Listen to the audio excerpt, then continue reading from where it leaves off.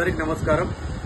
ఈరోజు మా పులివెందుల నియోజకవర్గ శాసనసభ్యులు మాజీ ముఖ్యమంత్రి వర్యులు శ్రీ వైఎస్ జగన్మోహన్ రెడ్డి గారు చేసిన వ్యాఖ్యలు ఏ విధంగా ఉన్నాయంటే దయ్యాలు వేదాలు వర్ణించిన విధంగా ఉన్నాయి। అయ్యా జగన్మోహన్ రెడ్డి గారు మా రాహుల్ గాంధీ గారికి ఎవరితోనూ హాట్లైన్లో ఉండాల్సిన అవసరం లేదు।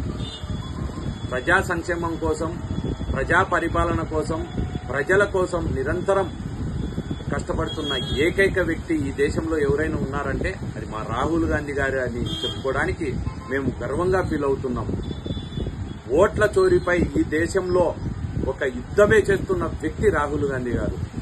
మన రాష్ట్రంలో కూడా ఓట్ల చోరీ జరిగిందని మీరు నిజంగా నమ్మితే మీ ఎంపీలతో, మీ ఎమ్మెల్యేలతో, మీ నాయకులతో, మీ కార్యకర్తలతో ఢిల్లీకి వెళ్లి పోరాటం చేయండి। అప్పుడు మా రాహుల్ గాంధీ గారు మీకు మద్దతు ఈయన రాకపోతే అప్పుడు మాట్లాడండి।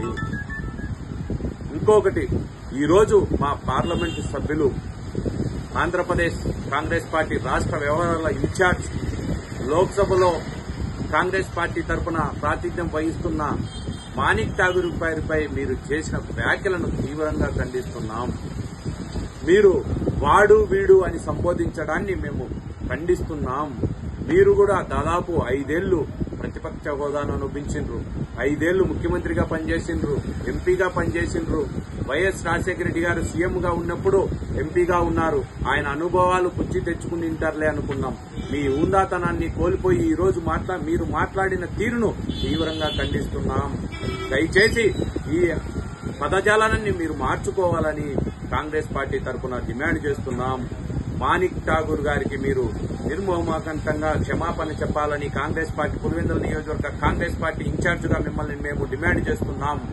అందరికీ నమస్కారం। జై కాంగ్రెస్।